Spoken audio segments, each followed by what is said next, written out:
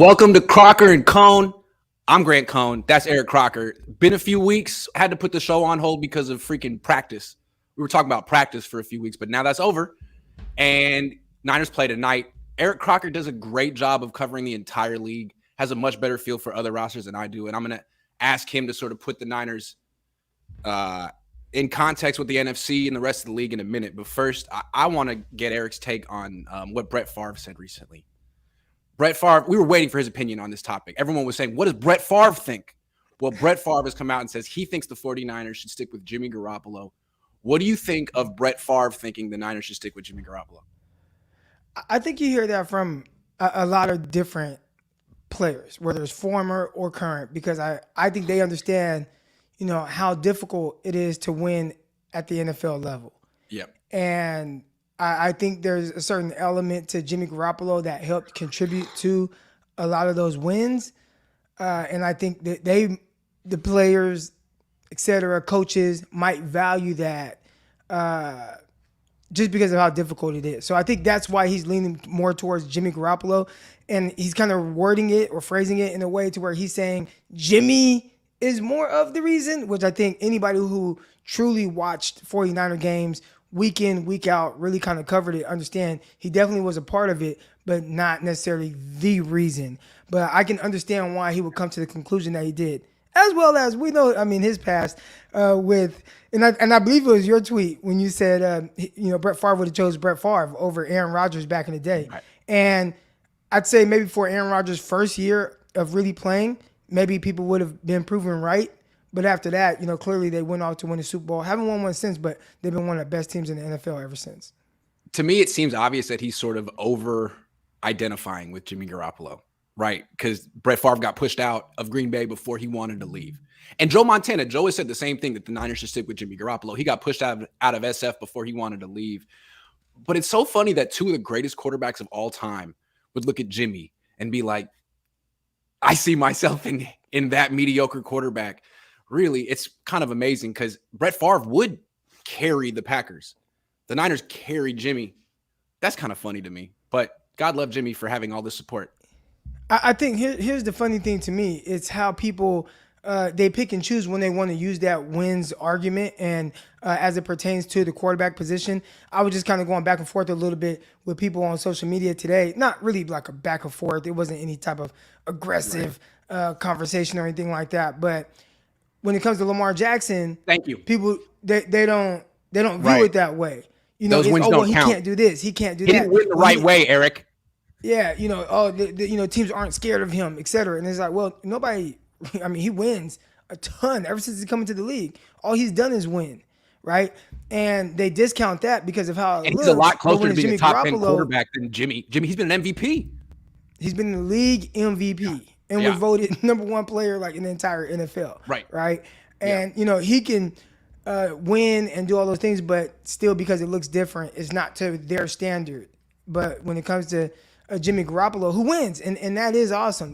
He does a great job contributing to W's, but they, the greats, they view it a different way. Yeah, why is Jimmy's win-loss record weighted higher than Lamar Jackson's win-loss record when any objective person would agree that Lamar Jackson's a better quarterback than Jimmy? Anyone in the world would have to agree. Are you kidding? Lamar is a borderline top 10. A lot of people say he is a top 10. I know this is my apologies. My apologies. Can you see me backstage? I gotta switch my Wi-Fi real quick. I had a feeling you're gonna do that. Go ahead. I got you. Just a second. All right, yeah. I was gonna tell him, but he was in the zone. Anyway, we haven't gotten to the good stuff yet. We were just making fun of Brett Favre. Come on, Brett. Also, I feel like there's something a lot of vets in the league feel like, if you get rid of Jimmy Garoppolo with his win-loss record, you can get rid of anyone. Anyway, all right. Let's move on. That's enough of Brett Favre. I want to ask you, now that you've seen, a lot of preseason, the entire Niners training camp, you've been covering camps around the league, or at least keeping tabs on them. Do you think the 49ers will win the NFC this year, or how likely is it? I think it's unlikely because you have a quarterback that's playing in his first year of starting. So anytime you see that, there's just so many different growing pains and different things that he's going to see. But if we kind of say, all right, he's just solid, right? He's a solid starting NFL quarterback, then I'm pretty confident that the 49ers can definitely go pretty far. This is a terrific roster. They don't have a whole lot of holes. The holes that they do have, they've shown the ability to really kind of mask those in the sense of still kind of resulting in W's. I remember 2017 when the 49ers, Jimmy Garoppolo came and he did a really good job of being efficient down the stretch.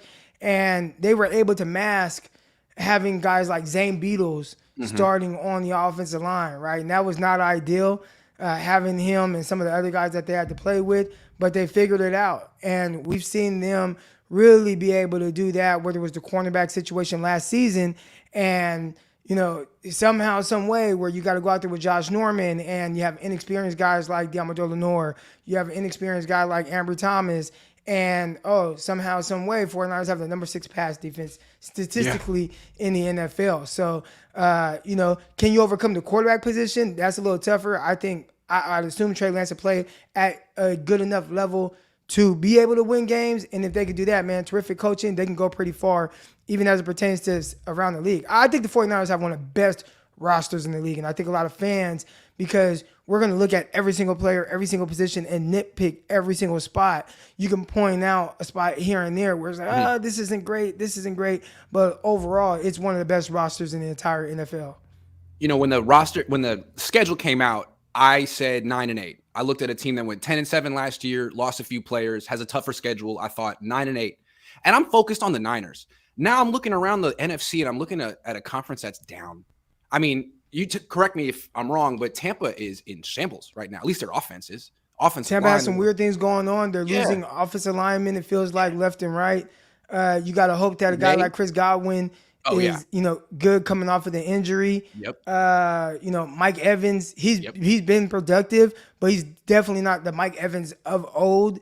So this is a team, they're probably gonna have to bank a little bit on just Tom Brady, who just left it and came back mysteriously, being able to carry them once again. And then you got Green Bay loses Devontae Adams. Like, I saw that offense against the Niners with Adams in the playoff. They couldn't do anything. So I'm skeptical of that. Who are their receivers?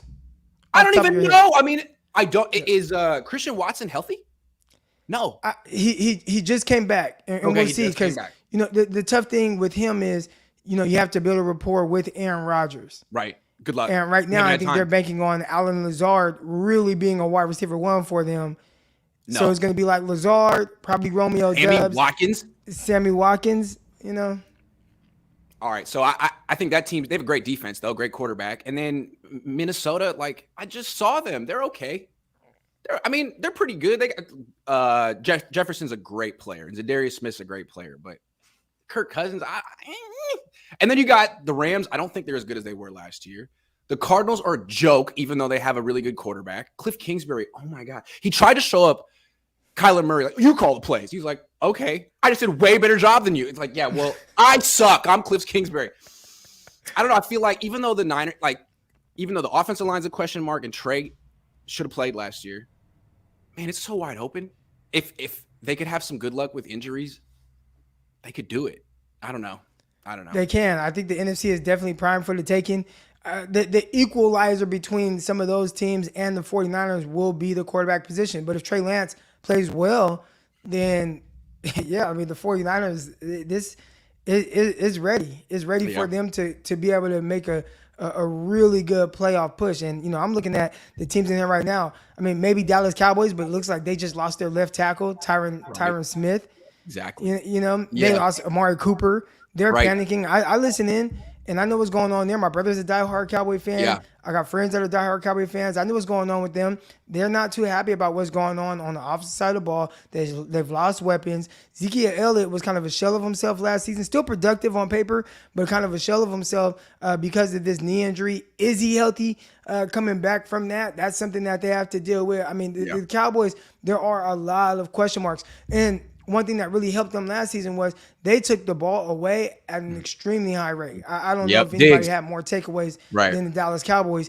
Can they repeat that as a defense? So Huge question marks really around the league. I think the 49ers are one of the more teams that you're comfortable with. And I think it was Chris Canty that keeps going out and saying that 49ers going to the Super Bowl, even with Trey Lance. They're going to the Super Bowl because, I mean, when you look at the 49ers just roster as a whole and how good they can be on both sides of the ball, I can definitely see a scenario where they go really far. Well, their regular season schedule to me is just so hard. But if they can weather that storm and just sneak into the playoffs, there's 7 spots. It's a down conference. I mean, maybe 10 wins gets them there like last year. And then all of a sudden, now Trey Lance is starting his 20th game in the NFL, and he has some experience. And maybe he's a better quarterback in January of this year than he is right now because he might actually improve with time with experience as opposed to the previous one that I forget him. So yeah, this team could actually make a run. One thing about Trey Lance is I think we've seen it just in the short time that he's played is he does at least improve in the sense of kind of understanding what is being asked of him. I think there's certain areas that he will have to work on, and we might not see the effects of that this year. Like just like being just more accurate, right? Yeah. Like that's not something that's going to happen overnight. That's going to be a process of 1 year, 2 years, 3 years, and continuing to kind of work on that aspect of his game. But even then, I mean, you can be, you don't have to be the most accurate quarterback and still be extremely effective. And I think he can still be that. Before we move on, I keep thinking of this team as the Seahawks from 10 years ago. You have a great defense. You have a bad offensive line. The Seahawks always had a bad offensive line, but got a great run game. You have a dual threat quarterback, great defense, and weapons. And they won a Super Bowl. They were a dominant dynasty that way. And they carried Russell early on. And then he developed into being, a great quarterback in his own right. But he never threw over the middle that much. There were limitations to his game. There may be limitations to Trey's game as well. He could still win a lot and be a champion. I think they could sort of follow the same script. Right. Yeah. Yep. And that's again, we've seen it with some of the other guys around the league as well. Early on in their career, most guys have some kind of things holding them back just a little bit that they have to figure out how to overcome it. Now, you'll have some that just hit the ground running. I mean, and we've kind of been spoiled over the last couple of years being able to watch guys like Justin Herbert just look great. Yeah. And he has to overcome one of the hardest things, and that's his head coach. Having to overcome his head coach's decision making. He's the new Stafford in Detroit. We've seen some other quarterbacks where it's like, all right, this guy, like, he's ready to go. But for a lot of guys, it's a process. And I've seen it with Dak Prescott, right? Like Dak Prescott, rookie year is, oh my gosh, it's so amazing. Second year, Dallas Cowboy fans were pulling their hair out trying to figure out why does this guy suck? He was so good the previous year. And it's just a process that some of these young quarterbacks have to go through. If Trey Lance can hit the ground running like Colin Kaepernick did 10 years ago, this team's making a run. Now, the difference, though, and I hate to be negative, but Kaepernick was he had the same quarterback coach. He had the same coach. I mean, he was older. I mean, Trey's on his second quarterback coach. The first one, it's like, did you throw out everything you learned from him? Like, did the Niners just – what happened with Scangarello? Now you got Brian Greasy. Like, what does he offer? Is he a life coach or a quarterback coach? I feel for Trey a little bit here because he's a big project. And Josh Allen was a big project. They brought in Ken Dorsey, who had already done great work with Cam Newton. And it was like, oh, okay, like they're similar quarterbacks. And he's doing great work again. Now, the Niners are like experimenting. And I hope it works out for Trey. I think one of the more underrated parts about, kind of the whole Colin Kaepernick thing and kind of some of the things he was able to do was, I mean, he was extremely, extremely productive at Nevada. Started like damn near every year there. Then coming into the league, they adopted part of the offense that made him feel really comfortable and used that as almost like a base offense. And he was able to run that, and kind of make those special plays to the extent of being able to, lead the 49ers to a Super Bowl. And it was no question about who like the star was during that moment. Yeah, the defense had some, big time guys, but when teams were stepping on that field, it was like, okay, you got to stop Colin Kaepernick, and he was making a lot of plays. So, I mean, that the comfortability, again, of just the experience he had with playing at Nevada and then understanding what was being asked of him with that offense, I think it was a good marriage. That's why, to me, I feel like that was the Niners' the most legitimate Super Bowl window since Steve Young. Because for a year and a half, Colin Kaepernick was a top 10 quarterback. People forget that. But there was a legit conversation like, who's better, him or Russell Wilson? That's a tough one. That's a tough one. Oh, if you had to, who's better, him or Andrew Luck? Well, maybe Luck, but Colin could. I mean, that's what people would say back then, and his numbers were outstanding in the playoffs too. So the Niners, I mean, that's when they were legit. If Trey Lance could get to that level, yeah, they could definitely win a Super Bowl. He's younger. He hasn't had the same type of structure. He hasn't thrown a lot of passes. I mean, that's my biggest thing. Yep. The attempts aren't quite there, and he has to get there, and that's fine. That's fine. He's just getting it at a time where the expectations for the 49ers are Super Bowl, and that's the hard part. Yeah, right. Like if that wasn't the 49ers expectations, I don't even think it would be as big of a conversation as it's been on the national media and all that. But you're saying with Cap, like it was easier to coach him because you could say, well, we can always fall back on the stuff he had success with in college. He did it a ton. Right. And they structured the offense around that. I mean, obviously they had similar concepts with Alex Smith, but they did a lot more pistol with Colin Kaepernick, and he was very comfortable doing that. Yeah, with Trey, it's harder to fall back on what he did in college because he didn't do a lot in college. To me, Trey is much more like the way I think of Trey Lance. He's a super Alex Smith. He's really smart. He can do everything, and he's better at everything than Alex Smith was. But there's still some questions like where you came from, Utah. It took Alex Smith a while. Is it going to take Trey Lance a while? That's my question. We'll see. I think part of the reason why it took Alex Smith a while, and remember, what was around him? I remember. Yeah. One, the team was trash. It was. You talk about coaching changes, and he had the ultimate coaching changes every single year. Yep. And he had a lot of injury issues as well. People don't remember. I mean, that first year with Alex Smith, I believe he had 1 touchdown pass and 11 interceptions. That's true. That's crazy. Yeah. Could you imagine if, any quarterback in the league came in, you're the first overall pick, and you throw 1 touchdown pass and 11 interceptions in a season? I mean, you'd be a meme in 2022. Yeah. So I'm not saying he's going to do that. I think about Alex Smith if he had been drafted by a good team, Like there's a parallel universe where Alex Smith is like went to a bunch of Pro Bowls on a good team, where he was drafted by Kansas City or whatever. A good coach like John Gruden or Andy Reid. I believe that. So I'm not saying that Trey Lance is going to be like Alex Smith. I think Trey Lance is a super Alex Smith in a good situation. But I think they're different. They're different. Okay. I just think the way they see the field is extremely different. Trey Lance, his eyes, although in college he was more of a game manager would be the wrong word for it, but he was more conservative. Yes. With the passes he attempted. Yeah. He's just much more aggressive than what I saw from Alex Smith throughout his career.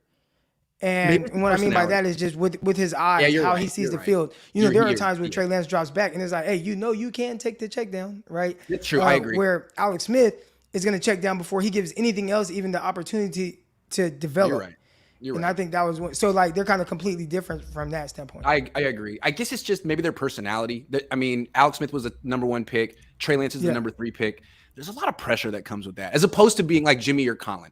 Those were second-round picks that were like, hey, look at me. I didn't necessarily know I was going to be a franchise quarterback, but here I am. I feel like Trey and Alex had a ton of pressure. They're both 21 when they were drafted. They're like, okay, I'm a CEO right now. I'm a CEO right now. It's like, chill. Just be a football player. At least a little bit to me. They mean so well. It's like your heart breaks for them. And that's what Steve Young said. They're so earnest.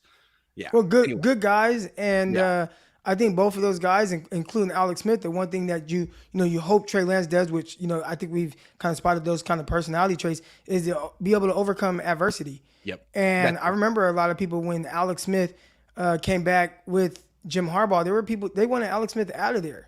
Like, why would you keep Alex Smith? Now, you had the lockout and everything, and it almost felt like that was the only reason why they were keeping him around, was because, hey, there's a potential lockout, and he was able to kind of keep the team together. And obviously, 49ers went on to win a lot of games that year. Yeah. But people wanted him out of San Francisco at that time, and he was able to overcome years of adversity. Remember, he got benched for Troy Smith. Everyone. David Carr, Troy Smith. It was embarrassing. Or David Carr, excuse me. They were chanting for David Carr while Alex Smith was on the field. Come on now. And it was like, he was a number 1 pick. He was supposed to be elite. They got taken over Aaron Rodgers. Embarrassing. But he ended up developing into an elite game manager, if there is such a thing. He was very good at managing games, which is not what you want with the number 1 pick. I think Lance can be an elite game manager plus, you know what I mean, plus so much more. But I like a quarterback who doesn't. I feel like if you're an elite game manager, plus you're not a game manager. But what I'm saying is, like, you protect the football. Alex Smith, by about 27, figured out the one thing I have to do is protect the football. If I do that, I'm going to last in this league for a very long time, and I can't sacrifice that for anything. I think Trey Lance. I mean, at least that's what he was like in college. Maybe I'm wrong. Yeah. Maybe Kyle Shanahan will drill that out of him, but I think it looks like that because he had 0 interceptions the 1 year. So I think like we look at that and it's like, oh man, like game manager because he didn't throw any picks. Right. But I don't think that's truly who he is like at his core. He may be more of a gunslinger. At least in training camp he was. He would throw a pick, come right back. I mean, he has no conscience right now. He's more aggressive. Yeah, I agree. And again, that could be good, that could be bad. He's gonna figure out what he can and can't get away with.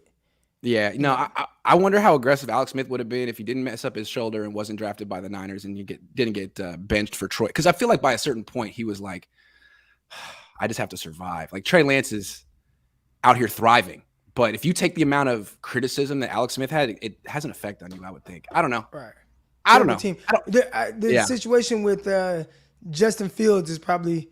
Just in the sense of their situations, it's probably more comparable. That's a good because point. I mean the Bears look like a dumpster fire right now. And he's going to get blamed for it, and he actually just needs to get the hell out of there. As soon as he got drafted by the team, I'm like, oh, screwed. Yeah. Screwed. Yeah. Every quarterback. Anyway, Coffee with Croc. That's a good name. I like that. I'm taking it. Thank you, Juice Man Jeremy. Wilson in Newton's body, but grew up like Allen. Kind of.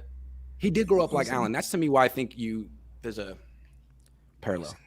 Wilson in Newton's body. He's talking about Lance. Oh, okay. Like so he's like Russell Wilson. He's like Russell Wilson, but in Cam Newton's body. Yeah. But what's the grew up like Allen? What's that part? He's a farm kid from a really small town, and so he wasn't recruited. I mean, if you're from certain parts of the Central Valley out here, I don't know. It was Stockton. Was that like was Stockton that way? Like, were kids getting really recruited in Stockton, or is it too far out? Yeah. Nah, they were getting about it. They were. Yeah. Okay. My guy Riley Brown. I mean, he's at USC right now. He was. Yeah. Raleigh, I coached Raleigh at Edison. I got my Edison stuff behind me. I mean, Raleigh, I coached him his sophomore year. He already had offers from everybody in the nation. Everybody. Alabama, Florida, everybody. Anybody you can think of, he had offers already. Yeah. It's amazing that the most physically gifted quarterback since John Elway, maybe, in Josh Allen, was rejected by Fresno State. They were like, nah, sorry. Right in the backyard. Had the grades, had everything. Like unreal. Any more? No. Okay, moving on. All right. So I put out my top 10 49ers last night. I'm not going to put you on the spot and tell you and ask you to make a full list, although you can if you want, but I would like you to tell me who the number one player on the Niners is right now and why. Okay, so it's tough. So you got, we'll just go off your top 3 guys so far. You got Nick Bosa, Trent Williams, Deebo Samuel. All right. Yes. And I think that there could be someone that disagrees, but you got to respect it because if somebody with that list, I think first of all, 49ers have a decent amount of star type players. Yeah. You could argue that everyone in the top 10 is Pro Bowl caliber. They have a hell of a roster. Trent Williams is like so dominant, but to me, the best player on the 49ers is Deebo Samuel. I mean, he carried the team last year. He did everything that was asked of him. You need him to return kicks. He did that, ran into midfield. The quarterback doesn't really like to throw down the field, but you know what? Hey, we're going to give you a screen, and you're going to take it 60 yards and stiff arm 3 guys in the biggest of games. I mean, the 49ers put the entire team on his back, and he produced. And then, by the way, hey, man, we're down 2 scores in this must-win game to get into the playoffs. He's throwing for touchdowns. I mean, best player. True. Best player. He threw for a touchdown in the biggest regular season game. I agree. It was a playoff game. It was essentially a playoff game on the road. Yeah. And it's like, if I don't do these things, if I don't make these plays, we're not gonna win. And he made the damn So I'd have to go Deebo Samuel number 1, and that's tough because it's like typically receivers don't have that type of impact on wins and losses, but I think Deebo does. You made a great argument. I called him the MVP of the team last year. It's hard to argue against what you just said. Let me just explain why I put him 3. The way I look at Deebo is he's a little bit of an enigma. He can be the most valuable player in any given game. But and he's so versatile. He can do a million different positions and special teams. But to me, there's a hole in his game. It's his hands. He drops too many passes for an elite wide receiver. That doesn't make him a bad player, but there is one hole in his game. And when I look at Trent Williams and Nick Bosa, they don't have holes in their game. That's the distinction. To me, those guys have no holes.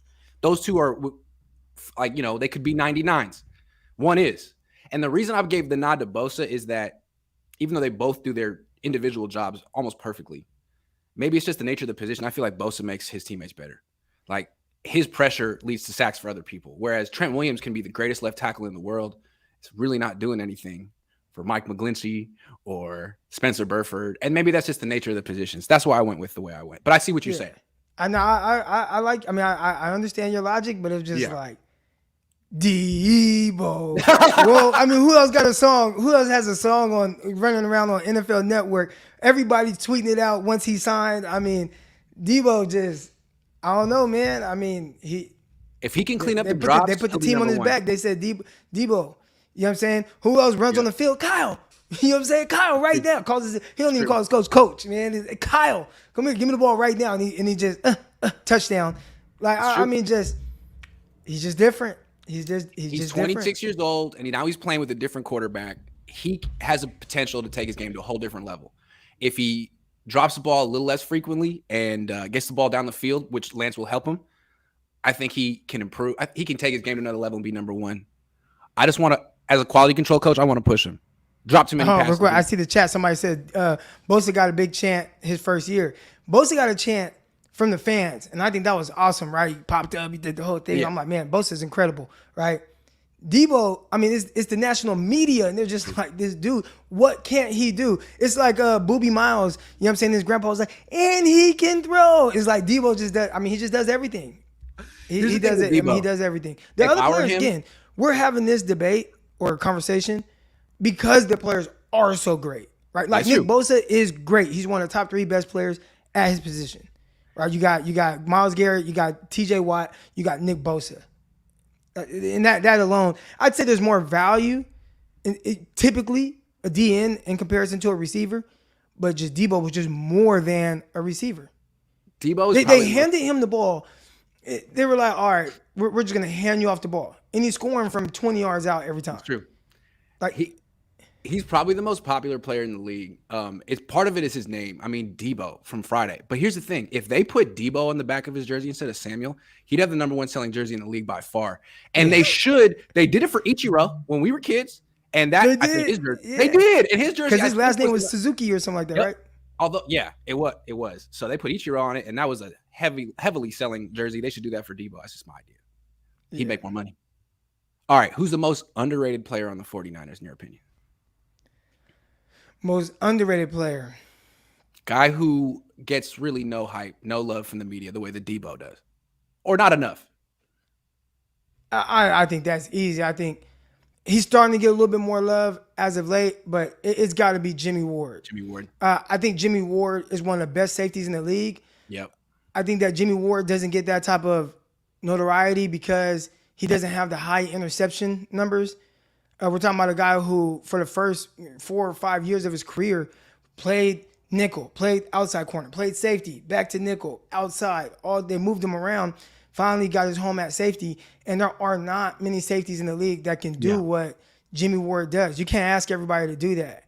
And it's only discounted, and it's cool to see him get recognized in the top 100. I think it was number 96 player in the league. But if he got 3-4 interceptions a year or 2 interceptions 1 year, 4 another year, etc. If he just had that, I think he'd be recognized in a whole different tier with some of the safeties that people really talk about. Because, again, safeties aren't able to do some of the things that he does. You want to put him on a slot receiver, he can guard your best receiver. He can guard your coverage, your pass catching, tight end.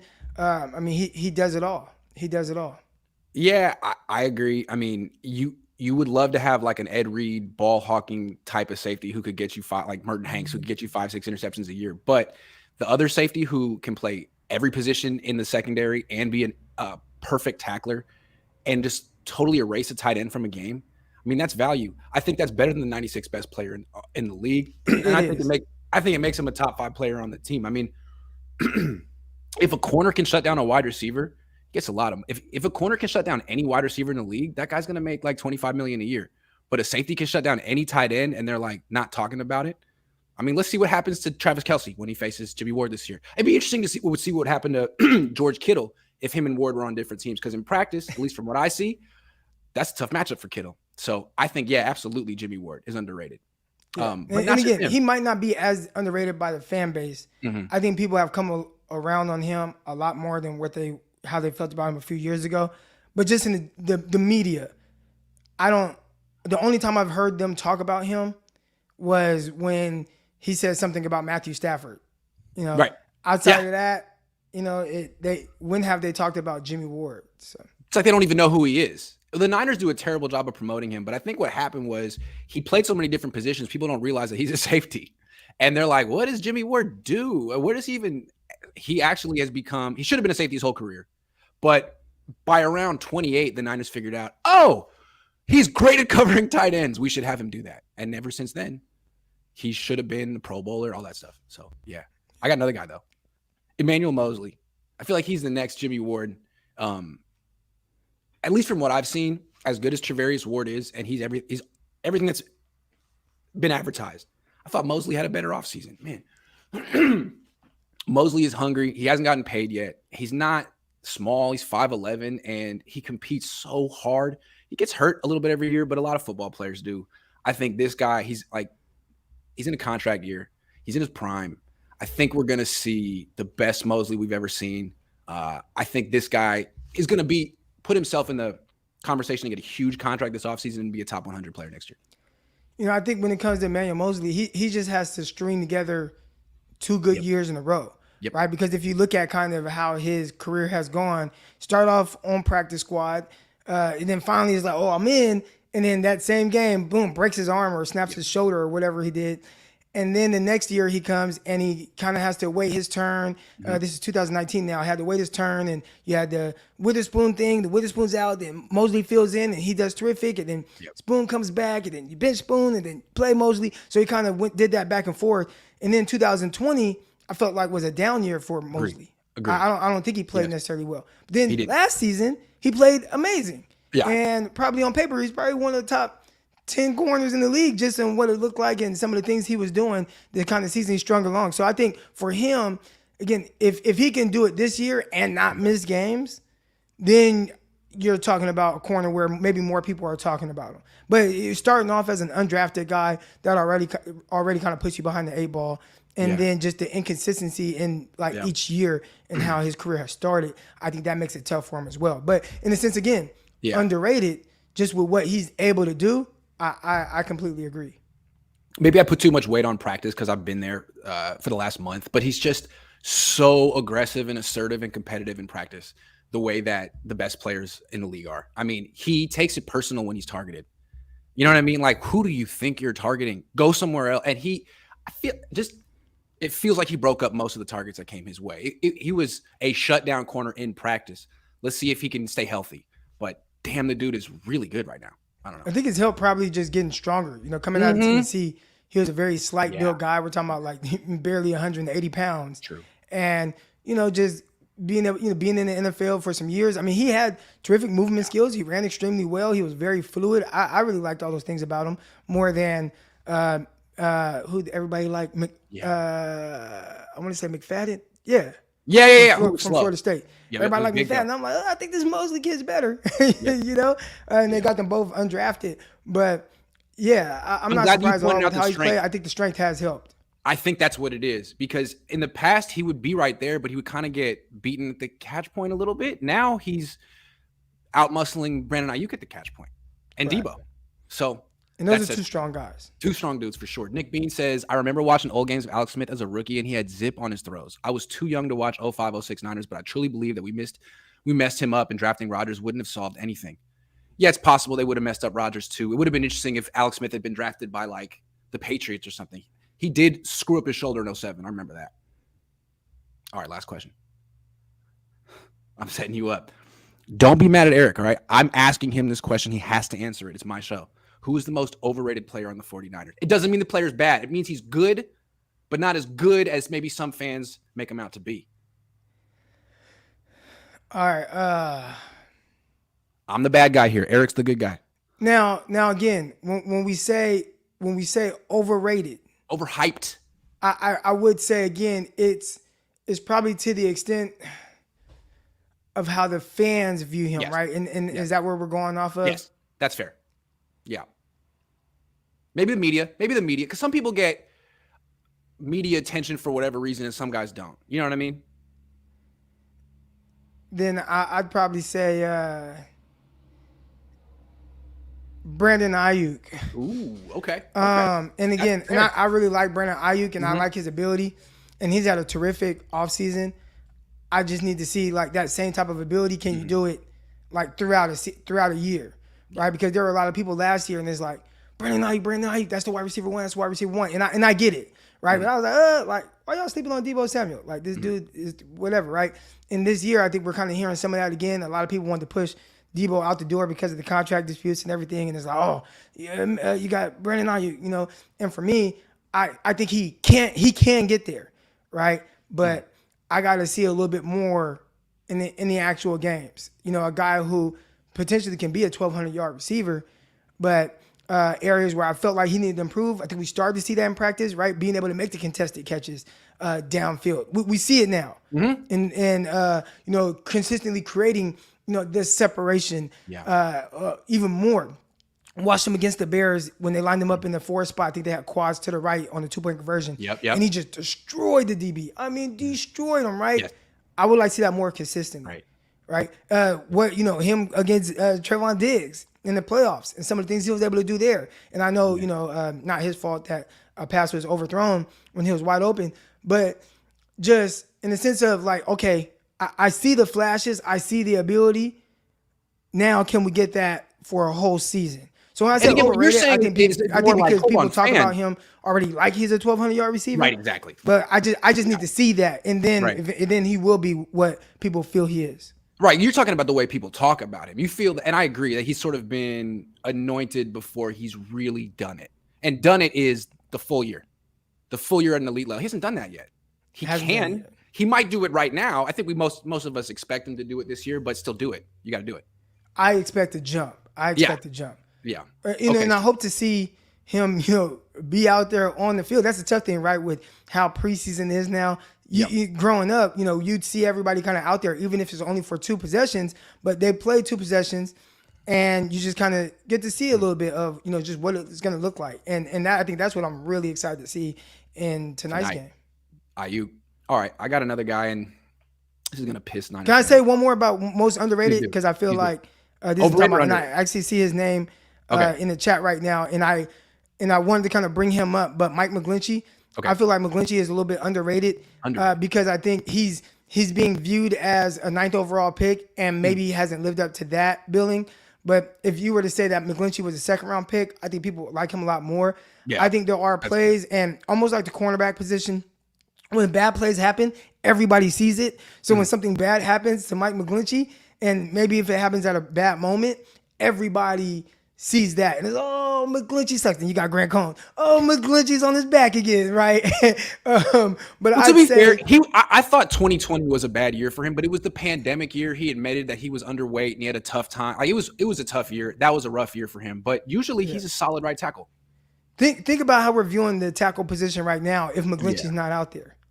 And I think that know that he is a little underrated. He's a huge key for them this year. They need Mike Mcglinchey. They need Mike Mcglinchey out. They need Mike Mcglinchey. There's no Tom Compton to save him this year. No, it's fair. Okay, let me do my most overrated player in the 49ers. Now, I listed him top 10. I put him number 8. This guy is pretty much regarded as the best at his position. He's a top 30 player in the league, and I think that's a little much, even though he's a very, very, very good player. Fred Warner. Fred Warner is considered overrated, right? Overrated. Okay. I think he's a very good player, not a great player. Great player, great middle linebacker, Patrick Willis, Navarro Bowman. Fred Warner, very good. Why would I say that not great? Well, I think a big part of his value is considered coverage. If you look back when Saleh was here, he was consistently breaking up a lot of passes and intercepting passes. Last year with D'Amico, I think the scheme changed a little bit, and his value in zone coverage wasn't there. He didn't make many plays on the ball. He gave up a 111 passer rating, at least according to Pro Football, whatever reference. So if you take away the coverage part, because they've never used him in man coverage. His whole like coverage ability to me has been a little overstated. He's been in the right place at the right times, and zone coverage is important. But when it's time to lock up a tight end, it's not Warner, it's Ward or Tart or anyone besides Warner. So I think the coverage thing has been overstated. And then as a run defender, he makes a lot of tackles. He's a very good player, but he's not in the backfield the way Bowman and Willis were, or even Azeez Al-Shaair is. And when Warner missed that one game against Seattle, Azeez filled in and did everything Warner does. I think he's a very, very good player, but I think he's a little overrated. Sorry. I can. I'm sorry. I can see that. I think there was a time where we'd say he was the best linebacker in the league or top 2. Mm-hmm. I'd say right now there would be people that they take over him, but still, I believe in general he's viewed as a legit top 5 backer. He is. He is. I think his ability is definitely not overrated. Here's the tough thing with linebackers, especially with the 49ers, where you do play a lot of zone. Mm-hmm. You're going to get a lot of passes completed in the area that you are and kind of rally down and make tackles. So I don't know. And then if you don't get interceptions, I think that can really kind of skew your passer rating against you. Now, again, maybe it's a scheme. Maybe it's not. But I'd say I just thought where he's not underrated. Zone under Saleh, and he was great at that. Where he's not overrated is, I think, his impact to the defense. And I think that I don't want to say outweighs a passer rating against him, but he's the leader. He's the vocal guy. He gets guys going. You see how he carries himself. I mean, just think of how depleted the 49ers defense looked when he went down in the Cowboys game, and they still figured out a way to win the game. But I think his impact to the defense and that leadership, I think that's the part it's kind of hard to quantify. I agree. But I think maybe that's why I would say he's a little overrated, because people try to quantify that. He's the rah-rah guy in the defense, but Ward's a leader too. He's just quieter about it. You know what I mean? Yeah, so, okay. You know what I'm saying? Last year was not a great year for... If you put Warner one-on-one against Kittle, I'm taking Kittle. But if you put Ward one-on-ones against Kittle, I'm taking Ward. And I don't know if that's the way to necessarily judge football players, but I'm judging them. That's how I'm doing it. Last year was not a great year for Fred Warner. I definitely agree. Let's see if we bounce back. Overrated based off of last season, I hear an argument for that. And he's having a great camp, but it's so funny what Trent Williams said. I want to ask your perspective on this. What Trent Williams said is basically, look, our offense isn't as bad as you think. We script our plays every day. The script floats around the facility. The defensive players can get their hands. Not that they look at it. I'm not accusing anyone. I'm not saying Fred Warner looks at the script or anything. But he basically accused Fred Warner of looking at the script and jumping routes. Does that happen in camp? Does it actually happen? I've been around some players that get their hands on the script. I never looked at it. But also, I mean, there have been times where even with me, you can kind of glance over and see what they're working on during their kind of walk through. Yeah, you kind of walk through certain portions and you can kind of see some of the things they're doing, and these are the things that they're going to work on today at practice. So you kind of have an idea of what they're doing when you're on the same practice field as them, and you can see it. Well, if you want to get some positive press, maybe take a look at that. Pick off a pass. Maybe that's what Fred Warner's been doing. Well, that's and again, I mean, Fred Warner, he understands his assignment as well. Uh-huh. So I'm not going to say that's why he's making plays, sure. But I would say that's why it's tough, when people keep stats in practice, because it's there's so much kind of I don't want to say context that's missing, but so much that you just don't know exactly what they're trying to work on, what they've been told to do. Are they trying to force things to figure out what they can get away with against a certain defense or a certain defense matched up? Because I remember there were times playing defense, our coach would purposely put us in a disadvantageous situation to just see how we handle it, and then look to us to make the adjustment on how we would defend that differently. So you kind of never really know what the coaches are asking of the players. Sometimes they put the defense in a bad situation. Sometimes the defense purposely, the coordinators and coaches structure it to where it puts the offense at kind of a disadvantage, and then want them to kind of make the adjustments on the fly. So, those are the things you don't really know exactly with practice. If they think Fred Warner is peaking and cheating, here's what I would do. I would print up a phony script and I'd leave it in his locker. And let's see if he starts jumping the wrong passes. Man, where were you on that one, Fred? We have I'm guys saying, too. I mean, listen, I don't know Fred. I don't know Fred Warner personally, that's not but kosher. there are guys. There That's are not kosher. guys that they will do stuff like that. I've had teammates that will do stuff like that. All I know is the offensive players seem to be pissed at Warner. I don't know what it is, but Ayuk fought him, and then I'm hearing that like Debo didn't retweet the top 100 thing for Warner when he retweeted other people's. Like, I don't know what's going on. They'll probably work it out, but right now, This is what's going on and what fans don't understand. Yeah, Not everybody hangs out. Yeah, And that's not to right. say that they have an issue. I saw the video of Jimmy Ward, Right. and he's like, look, no issues. You got Right. Brandon Ayuk and Fred Warner, and they're talking. Look, no issues. Everything's Jimmy good. Ward did that, But Peacemaker.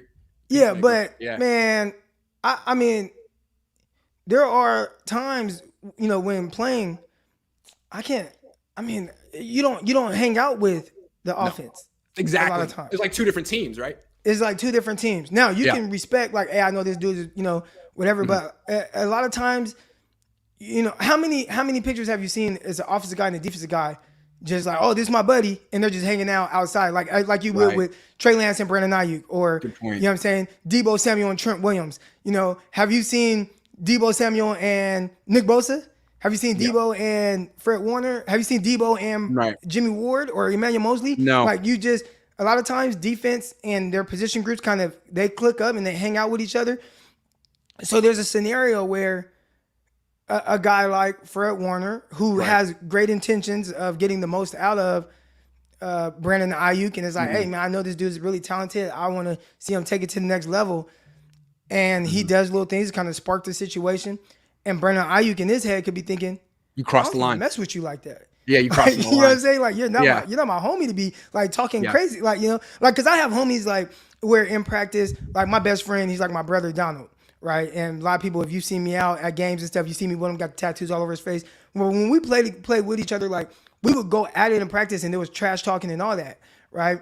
And so sometimes, when you're when you're homies and stuff, but like if I'm not cool with you like that, and you're talking trash to me, like, okay, then we can turn up. And there've been plenty of times where I done boxed with, Right. teammates, etc. So, yeah, different Right. sides of the ball does not mean that, or because they're on the same team doesn't mean that they're homies. I'm not trying to spark them with these players or pin them against each other. Right. But, also, there's like, a scenario sides of where the it's ball like, can bro, get odd we're not even sometimes. cool like that. Like, I don't even talk to you like that.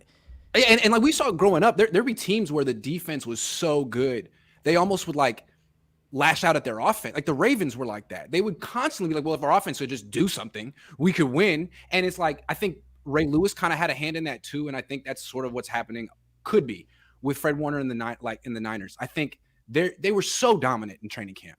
And Fred Warner talks so much shit. I wouldn't be surprised if he says certain things. I don't know. If he says certain things after plays, like, you guys are trash, or things like that, to the entire offense that they take personal. You're supposed to be one team. So I don't know if Fred says things like that. It seems like he does. It seems like he probably does. I like it though. I like the Yeah. mindset of Fred Yeah. Warner. I like the trash talk when I watch him, especially when he's on your side, like Pat Beverly, right? Yes. Pat Beverly, the Lakers. I'm a Laker fan. You know what I'm saying? I'm a Laker fan. So the Lakers just traded for Pat Beverly, and Pat Beverly is somebody Pat is Bev. like, I can't stand Pat Beverly, right? I love But Pat. then like once he's on your team, it's like, man, I like him a lot more when he's on my team. But in practice, it's like y'all go against each other, and it could probably be really annoying when you get. But then like once you're going against someone else and they bring that same energy, it's like, okay, I like it now. You know what I'm saying? I like that. So Fred Warner, I bet they love Fred Warner and how he is against opposing teams. But when it's you in practice, It's like, tired of especially him. in training camp, because during the season, I mean, you don't really go against the guys like that. But during training camp, I could see how it gets us a little. If Fred doesn't take a day off, he has that energy every freaking day, and he talks shit. Pat Bev, I was there when he made Kevin Durant foul out in the playoffs. That was legendary. Remember that? Yeah. Somebody He said got Pat Bev is dirty. Like Fred Warner's kind of dirty. Like Fred Warner's not dirty in the sense of he's gonna grab somebody's ankle and try to rip their ankle off, but he does little things. He does Might hit little, you after the whistle, at least. He does little unnecessary. Like, and I say unnecessary. I like it because I did that type of stuff. But Takes it to the line. He takes it right to the line. he's going to toe that line. He's not trying to be like the conscientious middle linebacker. I think the Niners felt he was too finesse at first. He was a DB, and now he's like ferocious. I don't know. It's partly a persona. I would say. I don't think he's really like that. Yeah. You know? I can see that. Like, I'm trying to think of a, you know, yeah. I get what you're saying. It's like it's just kind of like this character he created, and it's him. But it's almost Quan Alexander. It's like they brought in Quan, and he's like, "Oh, that's what a middle linebacker is supposed to be." Okay, I can do that. I can do that. Yeah, fine. Chris says Trey isn't the issue. Niners can win with Kyle and Lynch. They're in important positions without the experience or oversight needed to succeed. They can't win with Kyle and Lynch. Whew. Well, okay. I disagree because I feel like you can't win until you do, right? Yeah. So you could say that, but this is a team or coach and GM that have shown that they can build a roster, and they've shown that they can win a lot of games. They've showed that they can get to the promised land. Right. And, I'm the same conversation is probably around Andy Reid. And now all of a sudden you see him win one. So, now we can't use that because he won a Super Bowl. Right. And I think most of us agree that the Niners have one of the best rosters in the league. We talk about it all the time. They've made it so far with a mediocre quarterback. The problem with these two is that they still have, they're still searching for their quarterback. If it's Trey Lance, they're going to win a lot of Super Bowls, or one. If it's not Trey Lance, then they're going to get into year 7, year 8, year 9 of their tenure and be like, you still haven't found your quarterback. So, and you passed on Mahomes, Stafford, Brady. That's really what it comes down to with this regime. Like, find your quarterback. How long is it going to take? Maybe they found him. Maybe they found him. I wish they would have played him last year. But me too. Well, okay, wait. I say that. I was saying that before the season that if you play the kid this year, he's going to be better for it the next year. Yeah. And the team would be better for it the next year. That was the biggest thing. Like, the team would be better for it. So now you kind of start that process this year where he has learned a lot, but some of the things that he needed to go through, he's going to just go through it this year. And that's tough, as opposed to going through it in the season where you came off of 6 wins. What was annoying about last year is, like, I feel like the Niners didn't learn their lesson. They were like, well, we can win a Super Bowl with Jimmy Garoppolo.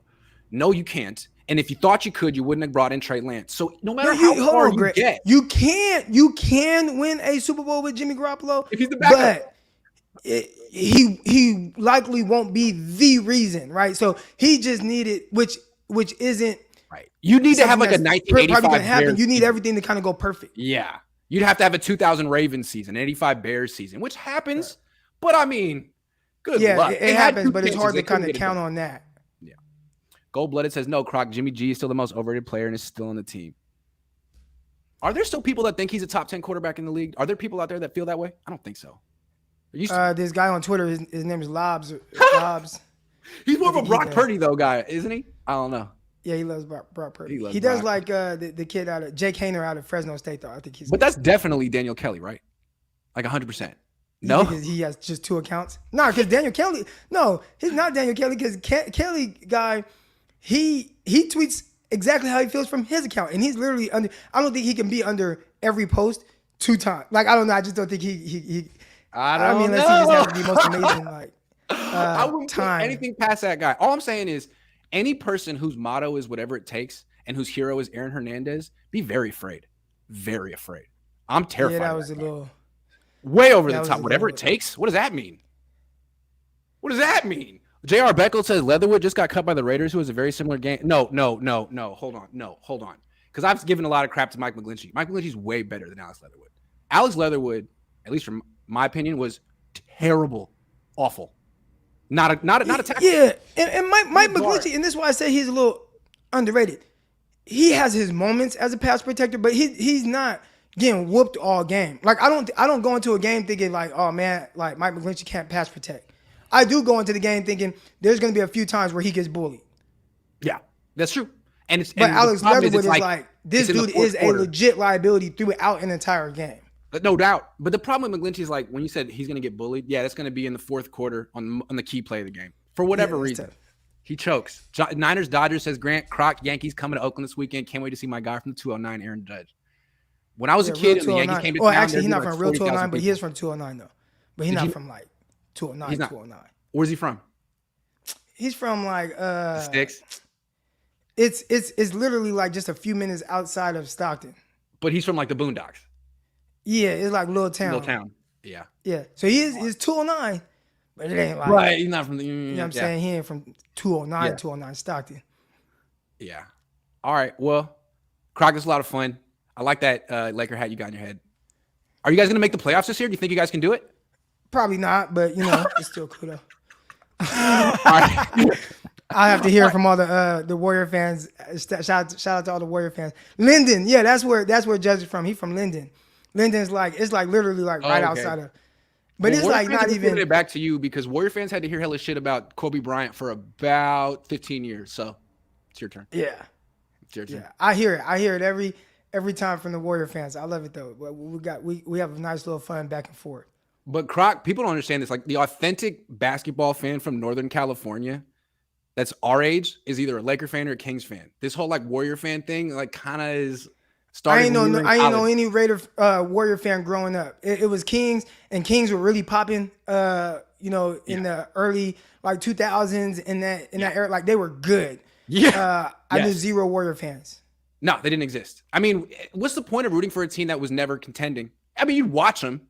But I knew friends of mine in middle school. Nick Mullins. They had Mullins. They had Tim Hardaway. Killer crossover. Like they had some dudes, but When we were real little, but then when we were in middle school, they had freaking Antoine Jamison, and that was the best player they had. Larry Hughes.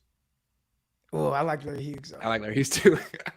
Thanks for watching, everyone. I'll be back later on tonight. Hey, stop giving me money. Shorty Murphy says, just watching the 831 question video with Jesse Naylor. Haha. You have until 9/11 to get your Jimmy Garoppolo content off. Yeah, he's not going anywhere until day one. I think he's going to make the initial 53. What do you think? I think that'd be a mistake. Yeah, of course.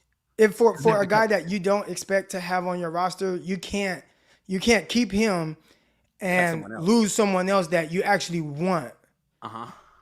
Yep, I agree. You know what I'm saying? Like if I want random name Jordan Mason, yeah, right? And it's like, okay, we got final roster spot. Damn, we got to hold this spot for Jimmy Garoppolo, even though we don't want him and we're gonna cut him in a few days. But I mean, we're gonna let Jordan Mason go. That's a random name. I don't know if that's their plans, but I'm just saying, like, I'm not gonna let go of a guy who I feel like is gonna contribute for a guy who I'm just holding on for another few days just to see what might happen. Someone said I missed someone's super chat. Hold on, Daniel Kelly. Hold on, is a bust. Who's Daniel Kelly? Never heard of him. All right. Thanks so much, everyone. Show's over. Niners play tonight. Catch you guys after. Peace.